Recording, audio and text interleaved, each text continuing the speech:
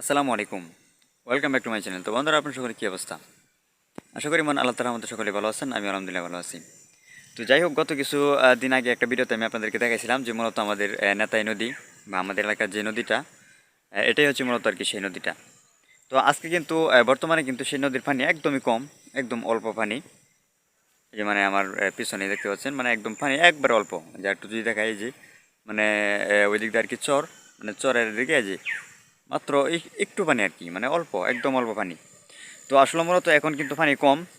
Rubber Dam মানে যেটা বলছিলাম যে রাবার ডাম ফুলাইলে তখন কিন্তু পানি একদম ফুল বাই বইরা যায়। তো কিছুদিন আগে ফুলাইছিল, ফুলানো বলতে আর কি মানে চেক করছি আর কি, মানে ঠিক আছে কিনা, কারণ কয়েকদিন আগে কয়েকদিন পর তো ফুলানো লাগবো আর কি।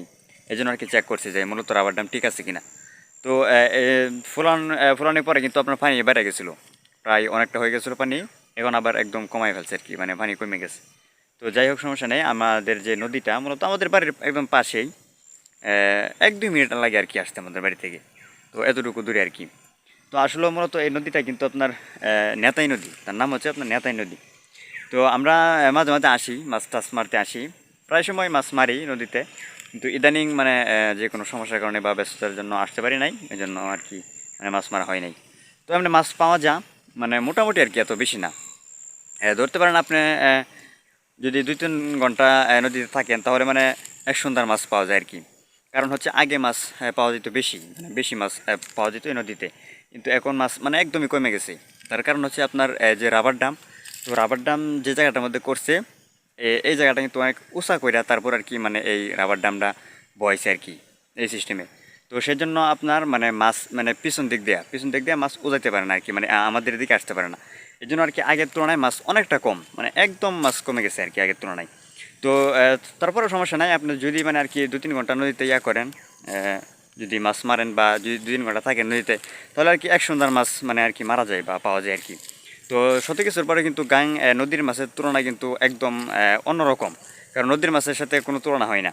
আপনি বলতে পারেন যে মাছ তো বিলে আছে বা দিঘিতে আছে, অনেক কিছু অনেক জায়গায় আছে, কিন্তু ওই জায়গার তুলনায় কিন্তু নদীর মাছের তুলনা অনেক অনেক পার্থক্য, মানে অনেক।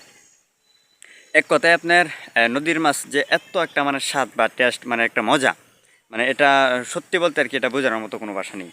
আপনার দিঘির মাছের কিন্তু কোনো স্বাদ নেই, কোনো গ্যারান নাই, বা বিলের মাছের কোনো গ্যারান নাই। কিন্তু নদীর মাছের কিন্তু আলাদা একটা মানে একটা স্বাদ আছে আর কি, বা একটা মজা আছে আর কি। তো এই জন্য আর কি মূলত নদীতে আসা বা নদীতে মাছ মারা। তো অনেকেই মারে, আবার কিছু কিছু জালও আছে, তারা মাছ টাছ মারে বা মাছ মেরে বিক্রি করে এই নদী থেকে। তো আবার মাছ মারবে তখন যখন আপনার নদী ফুলাইব, যখন নদী একবার একবার মানে এই যে ফুলভাবে বেড়ে যাইব, তখন কিন্তু আপনার আবার মাছ মারা শুরু হইব। কারণ তখন আপনার ব্যাপক পরিমাণে মাছ হয়। কিছুদিন গেলে মানে ফুলানোর 15-20 দিন বা 1 মাস যাওয়ার পরে তখন কিন্তু আপনার নদীর মধ্যে ব্যাপক পরিমাণে মাছ হয়। আপনি যদি সন্ধ্যার সময় বা যে কোনো সময় রাতে যদি আপনি বোগা দিয়া, অর্থাৎ মানে কুড়া বা বাত এইসব দেওয়া যদি আপনি সন্ধ্যার সময় কয়েকটা খেয়েও দেন, বা রাতে যদি আপনি কয়েকটা খেয়েও দেন, তাহলে আপনার প্রায় অনেকগুলো মাছ পাওয়া যায় আর কি। আমরা মারি যখন নদী ফোলায় পালা, মানে ফোলা নদী, তখন আপনার রাতে বা সন্ধ্যার সময় আপনার এই যে বোগা দিয়ে আর কি মাছ মারি। তো যাই হোক, সমস্যা নেই। আমি যখন আর কি নদী ফোলানো হইব বা ফোলাইব, তখন যখন মাছ মারি ইনশাল্লাহ আমি আপনাদেরকে দেখাইবো বা দেখানোর চেষ্টা করব। তো সেই পর্যন্ত আপনারা আমার সাথে থাকবেন অবশ্যই। তো এই ছিল আমাদের নেতাই নদী সম্পর্কে আজকে ভিডিওতে কিছু আলোচনা।